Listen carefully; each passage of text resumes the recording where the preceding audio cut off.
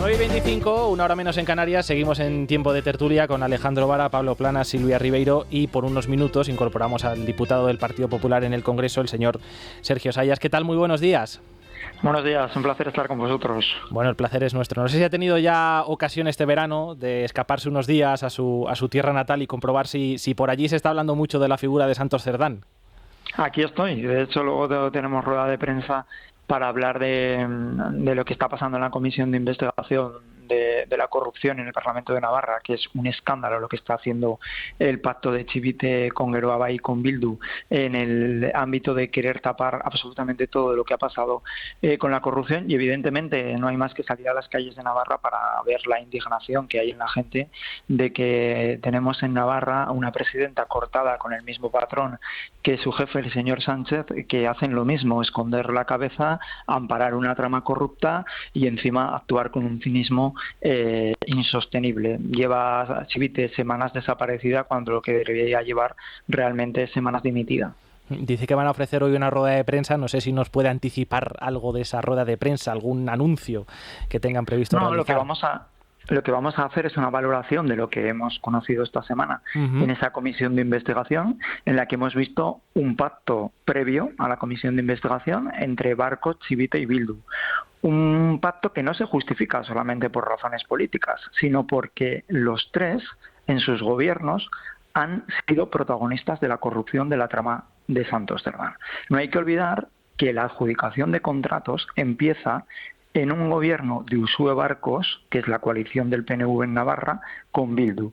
Y ese gobierno da decenas de millones de euros a la empresa de Santos Cerdán, a Servinavar, cuando además esa empresa ni tan siquiera podía licitar con la administración pública porque no estaba en el registro de empresas constructoras, porque cambia su razón social en el año 2019, que ya no es el momento del gobierno de Uxue Barkos. Por tanto, las adjudicaciones a la trama de Santos Cerdán empiezan en Navarra con un gobierno de Uxue Barkos, que es el partido del PNV en nuestra comunidad, y de Bildu. Por eso es el acuerdo de Chivite con Bildu y con Geroa, porque a todos les interesa tapar la corrupción de la que son protagonistas.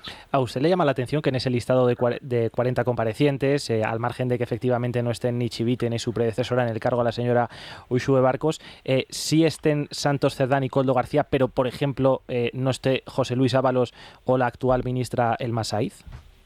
Es que es todo un escándalo lo de esta comisión de investigación, para empezar. Efectivamente, ayer decía la señora Elma Saiz que ya está muy dispuesta a colaborar con la comisión de investigación, en un alarde evidente de cinismo, porque si alguien está dispuesto a colaborar con la comisión de investigación, lo que le pide es a su partido que por favor lo llame a comparecer, no que hagan exactamente lo contrario, que es votar en contra de que comparezca. La señora Saiz tiene un papel protagonista en una adjudicación de casi 90 millones de euros a la trama de Santos Cerdán, y es a través de la adjudicación de Belate.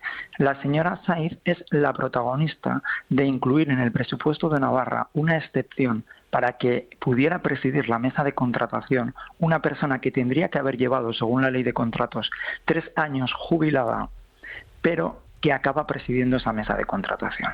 Y en esa mesa de contratación lo que hace es cambiar la valoración técnica y la empresa adjudicataria, es decir, adjudica la obra a las empresas de la trama de Santos Cerdán. Es un escándalo. Y por supuesto ahí tiene que venir a comparecer la señora Saiz, pero también tiene que venir la señora Chivite, tiene que venir el consejero Chivite. Pero por ejemplo, han pedido la comparecencia del consejero Chivite por la adjudicación de Belate y no han pedido de la señora Beaumont, que era de Bildu, por la adjudicación de las obras del Archivo de Navarra por 3,7 millones de euros, y no han pedido la de la adjudicación de la consejera del Partido Socialista, que también adjudica, no han pedido la de María Solana, que hoy es consejera del PNV en Radio Televisión Española, por la adjudicación del Colegio Público de Arbizu. Es un escándalo total. Ustedes controlan la comisión de investigación del Senado sobre la trama Koldo. No sé, por tanto, si tienen previsto llamar a comparecer en la Cámara Alta a todas aquellas personas que no van a pasar por el Parlamento navarro. Estoy pensando en las que usted menciona, María Chivite o Elma Saiz. Pues estudiaremos desde luego esa posibilidad porque queda mucho recorrido a esta materia. Para empezar, en las obras que se incluyen en el informe de la UCO no está ni tan siquiera Velate, que es la obra más importante adjudicada en las últimas décadas en Navarra, con casi 90 millones de adjudicación y que ha acabado en las empresas de la trama de Santos Cerdán. Por tanto, no descartamos el tener que llamar a María Chivite a que dé explicaciones en esa comisión. Imagino que usted este martes tuvo ocasión de leer la entrevista a Santos Cerdán en el diario La Vanguardia. No sé qué interpretación hace, si la entiende como un aviso a navegantes. Yo creo que hay 3 cosas reseñables en esa entrevista. En primer lugar, que la haga, ¿no? Que haga esa entrevista, evidentemente, es un aviso de que está dispuesto a hablar y que está dispuesto a hacer entrevistas. Y es un elemento de preocupación más para el Partido Socialista. En segundo lugar, él responde tibiamente a la pregunta sobre la financiación ilegal del Partido Socialista. Y eso también es una cuestión muy reseñable. Y por último, él señala al PNV cuando dice que efectivamente Anchón Alonso medió en la negociación con el PNV para la investidura. Algo que también casa, como le digo, con lo que sabemos en Navarra, que es que las primeras adjudicaciones de la trama corrupta de Santos Cerdán se hicieron en un gobierno presidido por Uxue Barkos, que es la líder de la formación del PNV en Navarra, y en el que estaba Bildu. Es decir, el señor Cerdán tiene mucha información. Y lo que está diciendo con una entrevista es: estoy dispuesto a hacer entrevistas. A partir de aquí iremos conociendo seguramente más cosas. No solo el señor Cerdán tenía relación con Servinavar, con esta empresa, también su cuñado, también su hermana. La hermana de Santos Cerdán continúa como teniente de alcalde en el Ayuntamiento de Milagro, a pesar de que ha estado cobrando efectivamente un sueldo de esta empresa, ahora señalada por el presunto pago de mordidas a cambio de adjudicaciones de obra pública. No sé si se mantiene como teniente de alcalde por una mera cuestión de aritmética parlamentaria, para no perder en este caso la mayoría, o si considera que también de alguna manera se puede estar comprando su silencio. Hombre, lo que es llamativo es que el Partido Socialista tiene un discurso cuando se expulsa a unos de un partido y tiene un discurso contrario cuando los que se les expulsa de un partido son de los suyos o les viene bien para sostener una mayoría en un ayuntamiento. Mira, es indignante que el Partido Socialista se sostenga en el Ayuntamiento de Milagro con el voto de una persona que es la hermana de Santos Cerdán y que estamos conociendo toda la información que estamos conociendo. Es exactamente igual de indignante que el ex portavoz en el Parlamento de Navarra, el señor Astorrit, dimitiera cuando supimos que su novia estaba trabajando en Servinavar, solo de los cargos internos del Partido Socialista, pero no de su responsabilidad como parlamentario en la Comunidad Foral de Navarra, que sigue siendo parlamentario en la Comunidad Foral de Navarra. Es decir, dimito pero poco, dimito pero no de aquello en lo que me están pagando un salario. Es todo una verdadera vergüenza lo que estamos viendo en Navarra, pero sobre todo lo que más grave de lo que estamos viendo en Navarra es el pacto entre Bildu, entre el PNV y entre María Chivite para tratar de tapar todo y de que no nos enteremos de nada. Pero no es solamente un pacto político, sino es un pacto porque todos son protagonistas de esta corrupción.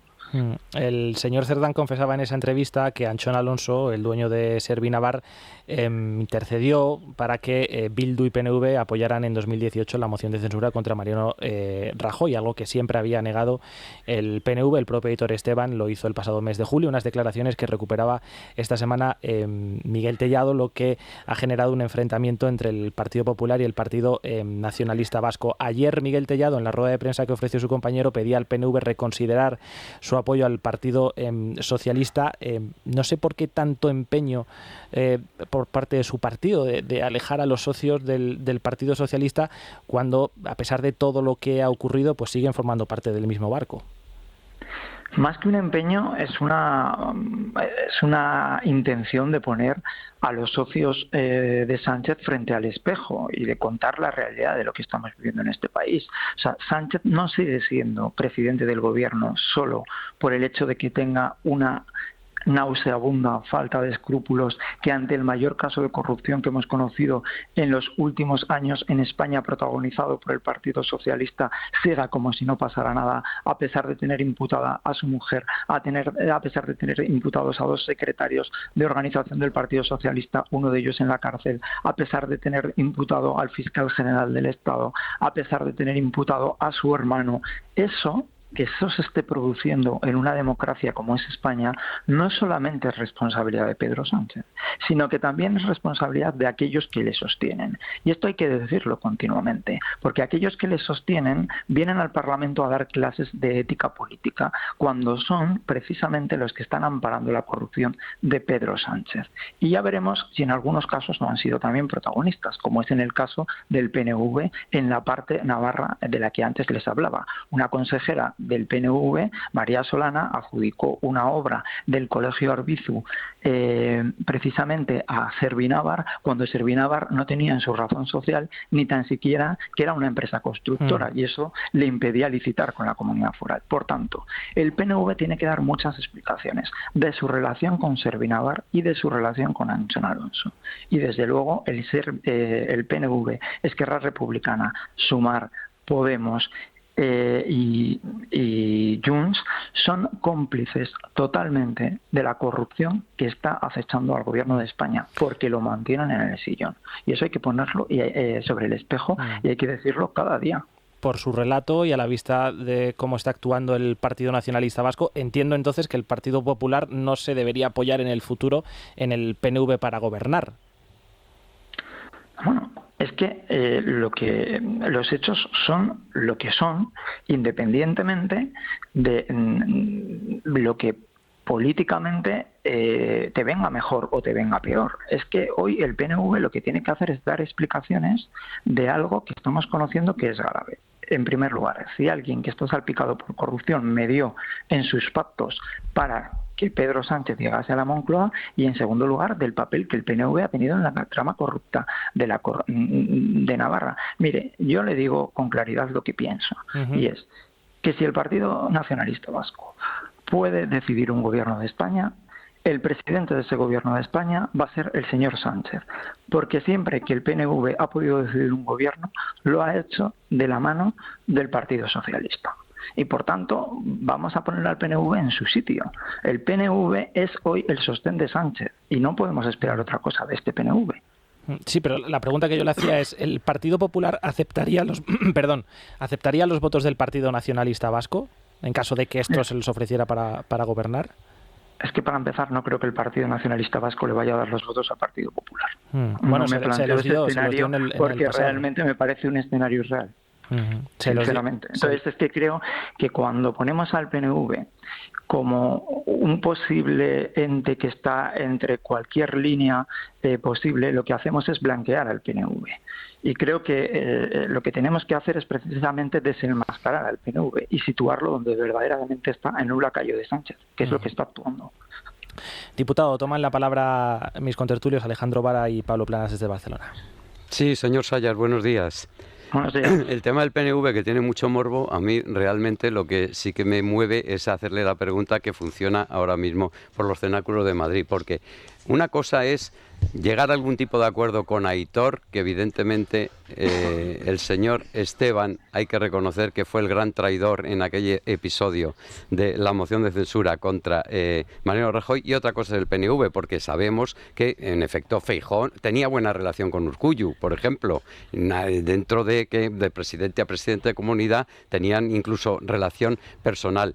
Si Aitor desaparece, podría darse esta posibilidad que le estábamos preguntando ahora sobre que el PNV, dentro de lo que cabe, tiene alguna opción para llegar a algún tipo de diálogo con el PP, o es al margen de Aitor el PNV no y punto.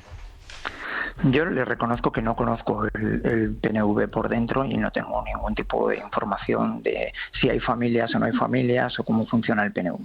Yo al PNV le puedo juzgar por sus hechos. Y los hechos son que hoy quien está sosteniendo a Pedro Sánchez en el gobierno de España, a pesar de todas las imputaciones que tiene y de toda la trama de corrupción que estamos conociendo, es el PNV. Esa es la verdad. Si alguien en el PNV no está de acuerdo con que el PNV sostenga a Sánchez, lo que tendrá que hacer es decirlo y pelear internamente para que este hecho no se produzca. Todo lo demás, pues no deja de ser cuestiones que uno puede tener en una conversación privada que desde luego no se trasladarían a las políticas públicas. Y lo importante son las políticas públicas, y la realidad es que hoy el principal sostén que tiene Pedro Sánchez son Bildu y el PNV. Y señor Sayas, por cambiar ya de línea del guión, en el informe de la UCO nos enteramos de que, en efecto, el agujero negro de Navarra del clan de la trama Cerdán arrancó desde, años antes de que incluso volviera Pedro Sánchez a la Secretaría General del PSOE y, por supuesto, de que llegara a la Moncloa. Todas estas cosas que nos estamos enterando ahora, que evidentemente es el origen de todo de lo que estamos hablando, de el trío tóxico de la trama, todo esto en Navarra se conocía, se tenía ideas, se tenía información, se sabía de qué narices hacía este Anchón, de qué narices se hacía con Servinavar, porque además es que está Chivite, su tío, la familia de Cerdán, su hermana, todas estas cosas que nos estamos enterando ahora, ¿se tenía algún tipo de conocimiento dentro de la clase política navarra? Quiero decir, a lo mejor a nivel de la calle, a nivel de la gente no se tenía información, pero ¿se sabía que estaban todas estos enjuagues con mordidas, con todo tipo de adjudicaciones, de este tipo de cosas?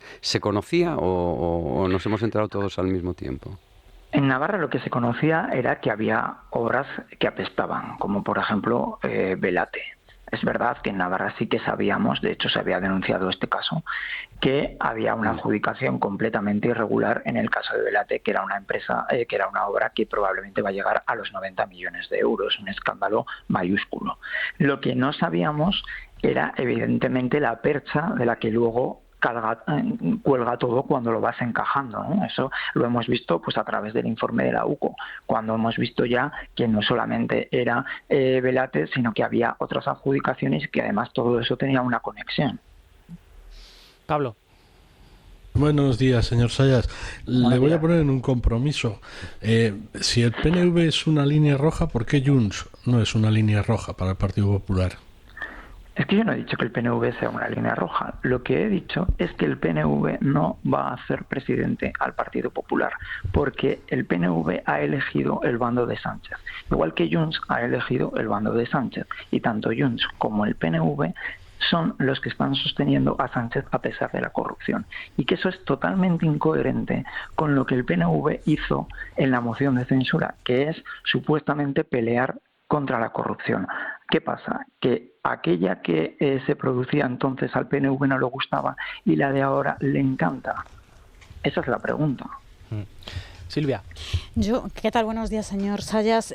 Nunca hemos sabido por qué o a cambio de qué Bildu ha apoyado tanto la investidura del presidente del gobierno como de María Chivite en Navarra. ¿Cree que podría estar relacionado con este caso? Porque se ha publicado que en esas conversaciones grabadas por Koldo existía una en la que Santos Cerdán le decía al que fuera asesor de Ábalos que de la cuestión de las facturas hablaría con Bildu a través de Signal, de la red social Signal, y nunca se ha publicado nada más al respecto de esto. Yo sí estoy convencido de que tiene que ver con esta cuestión.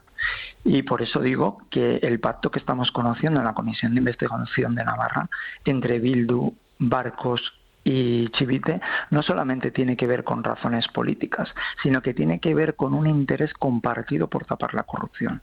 Y vuelvo a reiterar en este punto que hay adjudicaciones hechas en Navarra, como por ejemplo es el Archivo de Navarra, por una consejera de Bildu que estaba en el gobierno de Uxue Barkos, cuando Servinavar ni tan siquiera estaba en el registro de empresas constructoras porque en su razón social no tenía la construcción y por tanto, según la ley de contratos, no podía licitar con la administración pública una obra pública y sin embargo fue adjudicada una obra pública a Servinavar. Entonces, claro que Bildu tiene que dar muchas explicaciones y estoy convencido de que ese interés por taparlo todo es porque Bildu también es protagonista de esta corrupción. Señor Sayas, ya que tengo ocasión de hablar con usted, me gustaría hacerle dos preguntas más relacionadas con asuntos que están de actualidad. Rápidamente, la primera de ellas, el señor Pumpido ha remitido un escrito anunciando que expira su mandato el próximo 17 de diciembre.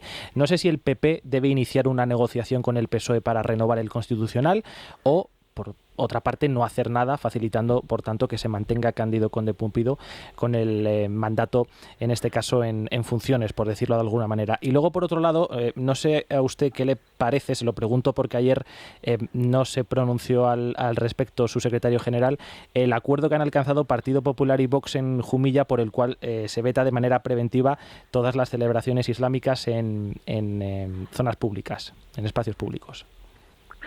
Pues en primer lugar, el Partido Popular tiene que hacer todo lo que esté en su mano porque el Tribunal Constitucional sea un órgano al servicio de la Constitución y de la democracia en este país, y no por algunas cuestiones que estamos viendo del Tribunal Constitucional. Y en segundo lugar, sobre el segundo tema, yo prefiero no pronunciarme porque es un tema que no conozco al detalle y la posibilidad de que diga algo erróneo es alta. Esa fue la misma respuesta que ofreció ayer el secretario general de su partido. Pues es que es lo que le puedo decir porque efectivamente yo no conozco este tema, yo no me dedico a estos temas dentro del grupo parlamentario y es difícil abordar toda la actualidad a nivel de experto y cuando uno no habla de lo que sabe normalmente mete la pata. Don Sergio Sayas, le agradezco que haya atendido la llamada de este programa. Un saludo y muy buenos días. Pues muy buenos días y un placer.